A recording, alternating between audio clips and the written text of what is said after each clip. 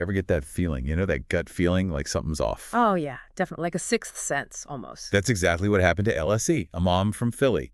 Her baby, Delmare, vanished. It's a story that'll grab you, a real mystery with more twists and turns than, well, you'll see. We're diving deep into Delmare Vera's case. The night she disappeared, the years of not knowing, and then bam, a reunion that shocked everyone. But first, let's hop back in time. 1854 London.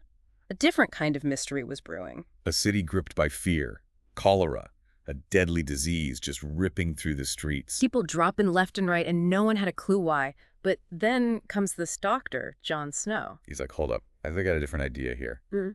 This guy, he changed how we think about public health.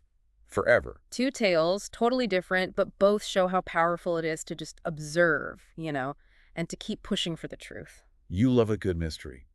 Drawn to stories about people bouncing back, fighting for what's right, you're in the right spot. Hit that subscribe button. You won't want to miss what we dig up. Okay, so Delmare Vera, December 1997, Philadelphia. LSE and her partner, Pedro, they just had their baby girl. A young family, right. Excited, tired, all that newborn stuff. They already had 2 older sons, so things were lively. Then, just before Christmas, Pedro's relative, Carolyn Correa, comes to stay. She'd stayed over before. This time, it was to get her purse back. But here's where it gets weird. Carolyn says she just had a baby herself. Seems like a small thing, but trust me, this detail, it becomes important later. Yeah, I mean, why would a new mom be away from her baby? Exactly. Big red flag. 10 minutes after Carolyn leaves, LSE hears this huge bang from Delmare's room upstairs. Oh, no. Rushes up there, finds a small fire, Right. and the crib empty. Windows wide open. Delmare, gone. Every parent's worst nightmare. Fire department comes, figures it was probably a bad extension cord. But no Delmare. No sign. Nothing. Just gone. LSE tries to tell them Delmare wasn't in the room when the fire started. But language barriers, the chaos, no one's really getting it. That frustration, I can't imagine. Trying to get your point across in that moment and nothing. And get this. They give LSE some remains, saying they're Delmare's. Turns out, just debris from the fire. Oh, come on. No death certificate, and a mother's intuition screaming something's wrong. LSE holds on to hope. Delmare is alive. That's powerful. Even when everything seems to point the other way, a parent's instinct. She keeps pushing the police. Investigate this as a missing person. But they're not buying it. Years pass, the trail goes cold. But LSE never gives up. That's incredible. That refusal to let go. We see it a lot in these missing children cases. Fast forward to January 2004, 6 years after the fire. LSE and her family are at a birthday party. Pedro's sister's place. Fate steps in, or maybe it's that mother's intuition again. LSE sees this little girl playing, looks just like her, and then she realizes who's with the girl. Carolyn, her house guest from that night. The pieces start falling into place. And the truth, way more shocking than anyone could have guessed. So we left off with LSE, right in front of this little girl, the spitting image of her. And guess who's with her? Carolyn, the woman from that night Delmare went missing. Crazy, right? Like ripped from the headlines. You always hear, truth is stranger than fiction, and man, this case proves it. LSE's watching this girl, and her suspicions just grow stronger. It wasn't just the looks, though, was it? No, it was deeper than that. A mother just knows, right? And then another family member says something to Carolyn, like, your daughter's beautiful, she's not your baby. Now, remember, it's 2004, DNA testing's more common. LSE knew what she had to do. Finally, a way to get some answers after all these years. Exactly. Instead of going straight to the police, she contacts her state rep. He helps her connect with the right people, get a DNA test done. Wait, hold up. How'd she even get a sample from the little girl? Oh, this is good. Pure, quick thinking. LSE tells the girl, Ali is her name, that she's got gum in her hair. Right. While she's pretending to get the gum out, she grabs a few strands of hair. Brilliant. I mean, it's kind of sad she had to go that far, but wow. Yeah, shows how determined she was. Yeah. Just wouldn't give up. So, end of February 2004, the results are in. Aaliyah is Delmar. After 6 years not knowing, LSE finally had her answer. But that was just the start of another whole mess. Turns out Carolyn had been raising Delmare as her own, 15 miles away from her real family over New Jersey. Gave her a new name, the whole 9 yards. 15 miles! So close yet. Did no one suspect anything? Well, the documentary kind of hints at it. Some family members had their doubts about Carolyn. Yeah, I bet. Too many things not adding up. Even rumors that Pedro might have seen Delmare at family things over the years, but nothing concrete. It's easy to judge now, looking back, but Carolyn was good at fooling people. Oh, for sure. And remember, this wasn't her first rodeo. She had a history. Arson charge, set fire to a medical office to cover up stealing checks, and before Delmare vanished, she told everyone, her ex-boyfriend even, that she was pregnant with his kid. Hold on, didn't she say she had her tubes tied? Years earlier. Yeah. And get this, she claimed she gave birth to a stillborn baby. Yeah. Web of lies, Makes you wonder, was this all driven by wanting a child so badly? That's really messed up. So what about Delmare? What was her life like with Carolyn? Complicated from what I gather. She went to private school, did pageants, even some commercial auditions. Totally different from what her life would have been like with her birth family. They were struggling back then. Sounds like she had it good, in a way. On the surface, maybe. But Delmar's spoken out about the abuse. Physical punishment, emotional stuff, even times when Carolyn wouldn't feed her. Seriously. And to mess with her head even more, Carolyn would tell her these stories about a bad lady who might try to take her away, claiming to be her real mom. Oh man, that poor kid. To think about the damage that does. It's a reminder that abuse can happen anywhere. Money, nice clothes, none of that guarantees a safe, loving home. So, Delmar's real identity comes out. Now what? The authorities had a tough call to make. What's best for this little girl whose whole world just got flipped upside down? Reuniting her with her birth family, you'd think that's the obvious answer. But it's not that simple. Especially after everything she'd been through. Exactly. Ideally, it'd be gradual, right? Let her adjust, build those bonds over time.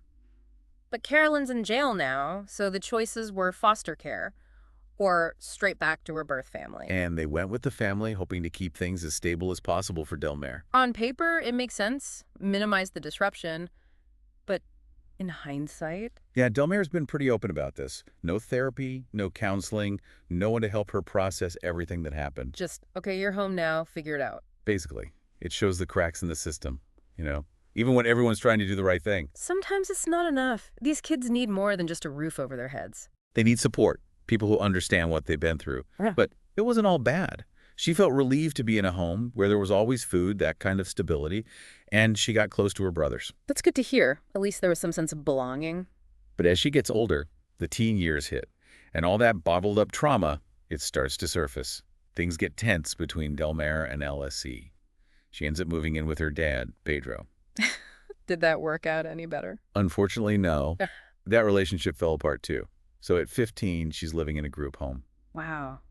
After everything else, she's still searching for a place to call home. It's a reminder of how trauma can stick with you, If you don't deal with it, it affects everything. Absolutely. And for someone like Delmare, already so vulnerable, it made her an easy target for bad relationships, just added to the trauma. It's tough to hear, but it's important to remember healing takes time. It's a journey. And for some, it's a long, hard road. They need help, people who get it. But here's the good part. At 20, Delmare turns it all around. Saves money, gets her own apartment, starts building a good life for herself. Good for her. That takes serious strength. Right. She broke free from all that negativity, created a better future. And with the support of her husband, Isaiah, she even mended things with LSE and Pedro. Now that's what I call a happy ending. It really is. Yeah. It shows that even when things seem broken, forgiveness and family, those bonds can still be strong. It's a reminder that it's never too late, So what's the big takeaway for you from Delmare's story? Her resilience, hands down. To go through all that and come out the other side as this strong, independent woman, it's inspiring. Gives me hope. Me too. It proves that we all have the potential to overcome hard times, to create a life full of love and purpose. Okay, ready for a change of scenery? Let's go back to 1854 London. Another incredible person was making history. Time travel time. Horse-drawn carriages, gas lamps, and a public health crisis that changed everything. This is John Snow, the guy who challenged the way everyone thought and ended up saving countless lives. Get ready. It's 1854. London's booming, but there's a dark secret lurking in the shadows. Cholera, brutal disease, often fatal. People are terrified. Can't even imagine that fear. People dying left and right, no explanation. Back then, the big theory was bad air or miasma. They thought it came from rotting stuff, making people sick. And with London's open sewers, cesspools everywhere. Yeah, not hard to see why they thought that. Right. But John Snow, this doctor, super observant, always learning, he wasn't convinced.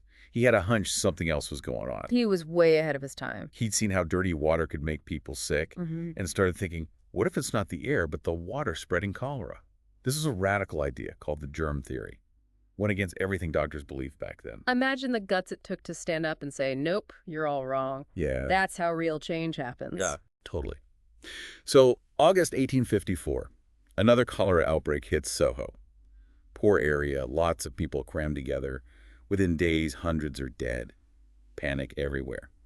But for John Snow, it's a chance to test his theory, maybe even stop this disease for good. Instead of just accepting what everyone else said, he's like, I'm going to figure this out. Grabs his notebook, a map of the city, and starts tracking every cholera death. That's dedication. Right. Walking the streets, marking his map, looking for any kind of pattern, a clue. And guess what? He finds one. Don't leave me hanging. Most of the deaths, they're all clustered around one specific water pump on Broad Street. The Broad Street pump. Heard of it. That's the one. It was a huge moment. The first real piece of evidence backing up his theory. But he didn't stop there, did he? Nope. John Snow was a true scientist. He knew he needed more than just a hunch. He wanted proof. So starts interviewing people, figuring out where they went, what water they drank, looking for anything out of the ordinary. And he found it. Oh, yeah. He found people who lived far from Broad Street, but drank from that pump. They got sick. Others lived close by, but got their water elsewhere. Totally fine. Makes you wonder if anyone fessed up to drinking from the pump when they shouldn't have. Right. But the best part, there was this brewery nearby. The workers, they mostly drank beer, had their own well. None of them got cholera. That's pretty convincing. It clinched it for Snow. Couldn't be explained by the bad air theory. So he takes his findings to the authorities, says, shut down that Broad Street pump now. Imagine their faces. This guy's telling them everything they know is wrong. But something about his confidence, all the evidence he had, they listened, took the handle off the pump. Cholera cases plummeted. Outbreak was over. Wow. Talk about a victory for science. It was huge, but some people still weren't convinced. Clung to the old miasma theory, said the outbreak was ending anyway, just a coincidence. People can be stubborn, even with the facts staring them in the face. So John Snow, he's like, fine, I'll prove it once and for all. He sets up this grand experiment. Grand experiment. Sounds fancy. It was pretty clever. He compared cholera rates in homes that got their water from two different companies. One, their water came from a super polluted part of the Thames River. The other, their water came from upstream, much cleaner. Like a control group and the not-so-lucky group. Exactly. By comparing them, taking into account things like how much money they had, where they lived, he could pinpoint if the water was really the problem. And what do you find? The results were crystal clear. The homes with the dirty water, way more cholera. No doubt about it. This was the proof John Snow needed. His work changed how we think about how diseases spread, led to things like modern sewers, clean water systems, stuff we take for granted now. It's amazing how one guy's curiosity, his willingness to ask questions, made such a difference. John Snow's legacy lives on. Cholera is pretty much gone in developed countries, all thanks to him. A true pioneer. His story is a reminder to never stop questioning, to trust the evidence, and to believe in the power of human ingenuity. So we've gone from Philly to London, two stories that seem totally different, right? Yeah, at first glance, for sure. But there's this underlying connection. It's about not taking things at face value, Yeah. really looking closely, and not giving up on the truth, even when it's hard. Exactly. Like Elsie, she wouldn't accept what they told her about her daughter, trusted her gut, even when no one else did. And John Snow, same thing. He's like, nah, the medical establishment's got it all wrong. He went with his hunch and ended up saving a ton of lives. They both show us how powerful it can be to just question things. Right. Don't just accept what you're told. Look deeper, right? Exactly. And it's not always about the big picture either. Sometimes it's those tiny details, the stuff most people wouldn't even notice. Like LSC pretending to get gum out of Leah's hair. That's right. Who would have thought that would lead to finding Delmare? And John Snow, walking all over London, marking every cholera death on his map. Seemed boring, probably. Yeah. But it revealed that crucial pattern. It's all about connecting the dots. Sometimes the smallest things can have huge ripple effects. Totally agree. But what really gets me is how both Delmare and Jon Snow, they face so much hardship. But in the end, they triumphed. Delmare, she had her whole childhood stolen, went through so much trauma. And yet, she built a new life, a loving family. And Jon Snow, fighting against all those doctors who thought he was crazy. But he stuck with it, and his work changed public health forever. They both show us that resilience is about more than just surviving. It's about coming out stronger on the other side. It's about learning, growing, even when things are rough. And realizing that when you stumble, it's not the end. It's a chance to pick yourself up and keep going. Well said. So as we wrap up, I want to leave you with something to think about. What little things have you noticed in your own life? Something that maybe seems small, but just keeps bugging you. Like a pattern you keep seeing, something that's always happening, maybe even a health thing you keep putting off. What if you, like Jon Snow, took the time to really examine it? Could lead to something amazing, who knows? We underestimate ourselves sometimes. We all have the potential to make discoveries right in our own lives. So stay curious, ask why a lot, and don't be afraid to dig for answers. You don't have to be a scientist or a detective to make a difference. Sometimes all it takes is a question, a sharp eye, and the courage to follow the truth wherever it leads. Well, that's about it for this deep dive. Hope you enjoyed these stories and that you're walking away with a little more appreciation for the strength of the human spirit and how important it is to never stop questioning. And if you want more stories like these, insightful explorations, all that good stuff, hit that subscribe button for the deep dive. We'll be back soon with another episode that'll challenge your thinking and leave you wondering about the world around us.